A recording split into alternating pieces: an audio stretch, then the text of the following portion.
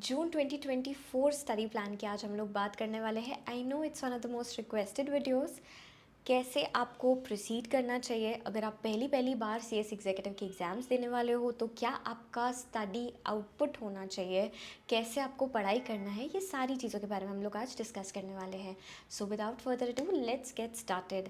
सबसे पहले तो टाइम कितना बचा है इसके ऊपर हम लोग बात करते हैं। अगर हम आज से भी गिनते हैं तो वी हैव जनवरी के 15 days, February, March, April and मई, ऐसे करके हमारे पास 134 डेज़ है। अभी आपको ऐसे लग रहा होगा कि टाइम है हमारे पास, लेकिन जब मैं प्लान डिस्कस करूँगी तो आपको ऐसे लगेगा oh my god we don't have enough time. हम लोग ऐसा नहीं बोल सकते कि बहुत सारा टाइम है हमारे पास, बस सफिशेंट है, इतना कि हो जाएगा। यस, सो जनवरी वाला जो मंथ है वो आई एम अज्यूमिंग कि आपका क्लासेस में या फिर वीडियो लेक्चर्स देखने में ही जाने वाला है। Same goes with February and March. लेकिन अप्रैल और मई में आपको कुछ भी करके आपकी सेल्फ स्टडी और आपका रिविज़न चालू करना ही पड़ेगा, बोथ साइमल्टेनियसली।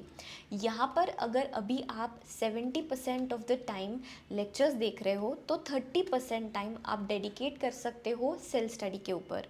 जैसे जैसे मंथ्स पास होते जाएंगे वैसे वैसे आपको आपका जो सेल्फ स्टडी है वो ज़्यादा बढ़ाना पड़ेगा, आपका जो सेल्फ स्टडी का आउटपुट है वो ज़्यादा करना पड़ेगा as compared to the lectures और the classes that you are watching. अप्रैल के महीने में ऐसा हो जाना चाहिए कि लेक्चर्स आपके चल रहे हैं से 40% या 30% पे और आपकी सेल्फ स्टडी चल रही है 60 to 70% पे। तभी जाकर आप अच्छे से प्रिपेयर कर पाओगे। और मई में तो 100% सिर्फ और सिर्फ आपको रिविजन्स पे ही फोकस करना है। ये मैंने आपको एक ओवरऑल आइडिया दे दिया।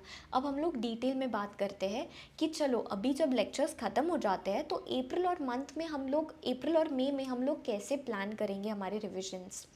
सो अगर कोई ऐसे स्टूडेंट है जो सिर्फ और सिर्फ एक ही ग्रुप देने वाले हैं, उसकी अगर मैं बात करूं तो मिनिमम आपके 3 से 4 रिविजन्स हो जाने चाहिए। अब ये कैसे होंगे?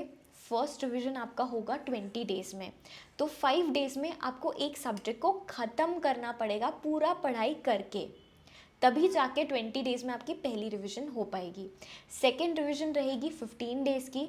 यहाँ पर हम लोग एक सब्जेक्ट को 4 दिन देंगे और ऐसे करके पूरा रिवाइज कर लेंगे syllabus. Third revision again 15 days की रहेगी यहाँ पर, लेकिन हमारे पास 3 से 4 दिन ही होंगे हर सब्जेक्ट को रिवाइज करने के लिए, और ऐसे करके 3 रिविजन्स तो हो गई। आखिरी के जो 10 दिन है वो सिर्फ और सिर्फ आपके फाइनल रिवीजन में ही जाने वाले हैं, तो इसको तो अभी हम लोग गिन के ही नहीं चलते हैं। यस, लेकिन आप मुझे एक बात बताओ, क्या आपको आदत है 5 डेज़ में एक सब्जेक्ट को ख़त्म करने की?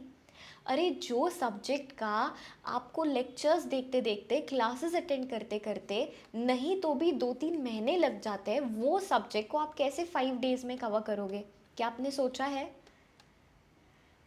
जो लोग लास्ट तक वेट करते हैं ना रिविजन्स के लिए, उन लोगों को डिफ़िकल्टी जाती है।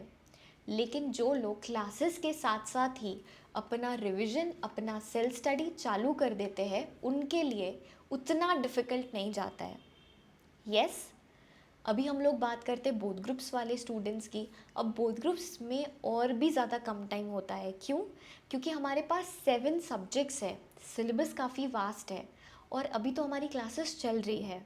यस, जैसा कि मैंने आपको बोला, अप्रैल और मई ये दोनों मंथ्स रिवीजन के लिए है, विच मीन्स आपको मैक्सिमम मिड ऑफ अप्रैल तक लेक्चर्स ख़त्म करने पड़ेंगे। यस, लेकिन रिविजन्स की अगर मैं बात करूँ तो हर एक सब्जेक्ट को रिवाइज करने के लिए आपके पास ज़्यादा से ज़्यादा 4 दिन का टाइम रहेगा। सबसे जो पहली रिवीजन है जो कि अप्रैल में होगी, तो अप्रैल के पूरे मंथ में अगर आप आपके सेल्फ स्टडी के लिए 4 दिन एक सब्जेक्ट को देते हो, ऐसे करके 7 सब्जेक्ट्स के लिए 28 डेज़ तो ऐसे ही निकल गए। यस, एक महीना तो ऐसे ही हो गया, सिर्फ हमने यहाँ पर 7 सब्जेक्ट्स को रिवाइज़ किया। सेकेंड रिवीजन अगर आप मई में करते हो तो मई में ऑलरेडी एग्ज़ाम्स पास आ चुकी होगी, तो पिछले जो दिन है 9 जो डेज़ है आखिरी के, वो तो हम बाद में डिस्कस करेंगे। जो पहले 21 डेज़ है इसमें हम लोग हर एक सब्जेक्ट को 3 डेज़ देंगे, ऐसे करके हमारे 7 डेज़ हो जाएंगे, 7 सब्जेक्ट्स हो जाएंगे when we give 3 days to each subject. अब आप ये सोच रहे होगे दीदी 4 दिन और 3 दिन में हम पूरे एक सब्जेक्ट का सिलेबस कैसे रिवाइज करेंगे? इसीलिए अगर आपको सच में बोथ ग्रुप्स क्लियर करना है ना, तो अभी से पढ़ाई चालू कर दो, अभी से रिविजन्स चालू कर दो, अभी से सेल्फ स्टडी चालू कर दो। जनवरी, फरवरी, मार्च आर योर फाउंडेशन मंथ्स, कि अप्रैल में जाके आपको दिक्कत ना आए, नहीं तो फिर 90% स्टूडेंट्स के साथ दिक्कत आनी ही आनी है, and then there is no escape to it. Yes. अच्छा, ये 21 डेज भी हो गए, बचे हमारे 9 दिन। 9 दिन में भी पहले के जो लास्ट के 3 दिन होंगे, पेपर के जस्ट पहले के दिन, वो तो हमारा फर्स्ट पेपर को ही रिवाइज करने में चले जाएंगे। तो अब बचे हमारे पास सिर्फ 6 दिन। 6 दिन में 2 days फॉर ईच सब्जेक्ट करके, यहाँ पर भी हमारे कितने सब्जेक्ट्स होते हैं? सिर्फ 3 सब्जेक्ट्स होते हैं। बाकी तो एग्ज़ाम के पहले जितनी पढ़ाई हुई हुई। So you will face a time crunch जब हम लोग अप्रैल और मई में आ जाएंगे।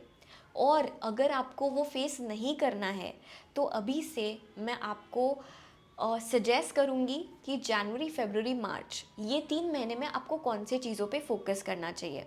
देखिए, लेक्चर्स तो आपके चल रहे होंगे, मान के चलिए 4 आवर्स के लिए, ठीक है, लेक्चर्स चल रहे हैं। आगे जाके लेक्चर्स और बढ़ भी जाएंगे, तो हो सकता है 6 आवर्स तक चले जाए। लेकिन कुछ भी करके, आई एम अज्यूमिंग आपका बीकॉम, ग्रेजुएशन, एलएलबी सब कुछ चल रहा होगा, फिर भी कुछ भी करके सेल्फ स्टडी को आपको टाइम देना ही देना पड़ेगा। Minimum 4 to 5 hours of self study is required from now on. Yes, तभी जाके आपका सिलेबस कवर हो पाएगा, नहीं तो फिर क्लासेस हो जाएगी लेकिन खुद की सेल्फ स्टडी कुछ भी नहीं होगी। अच्छा, और अगर मैं एग्जीक्यूटिव की बात करूँ तो यहाँ पर सिर्फ क्लासेस ख़त्म करके नहीं चलता है। क्लासेस का रोल सिर्फ 40% होता है, बाकी का जो ये 60% है ना, ये सिर्फ और सिर्फ आपकी मेहनत है, ये सिर्फ और सिर्फ आपकी सेल्फ स्टडी है। तो आपको इसीलिए मैंने वीडियो के शुरुआत में कहा था कि ये जो सेल्फ स्टडी करने का क्वांटम है वो आपको बढ़ाना पड़ेगा। यस। तो दिस इज़ ओवरऑल प्लान जहाँ पर आपको ही खुद का सेल्फ स्टडी आप कैसे कर सकते हो वो देखना पड़ेगा। अभी के जो मंथ्स है, जैसे ही आपका लेक्चर देखना हो जाता है, यू शुड सी कि आपने क्या क्या पढ़ा आज, वहाँ पर आप एग्जाम्पल्स लिख लीजिए। अगर कोई चीज़ आपको नहीं समझ आई, कोई कॉन्सेप्ट नहीं समझ आया है, उसको हिंदी में वहाँ से लिख लो, या फिर अपना अलग से एक नोट्स बना लो जहाँ पर भी आप आपके सारे सेक्शन नंबर्स एक जगह कोट कर लो, साथ में उसके प्रोविजंस कोट कर लो, जो भी फॉर्म्स आपने अभी सीखे हैं वो कोट कर लो। फिर केस लॉस का अलग से एक ऐसा सेक्शन बना लो जहाँ सिर्फ और सिर्फ आप केस लॉस लिख रहे हो, चैप्टर वाइज केस लॉ लिख लो, सो दैट आपको जब आप वो चैप्टर पढ़ रहे हो तो वो वाले जो इंपॉर्टेंट केस लॉज है वो भी आपके हो जाए, जो इंपॉर्टेंट फॉर्म्स है वो भी आपके हो जाए।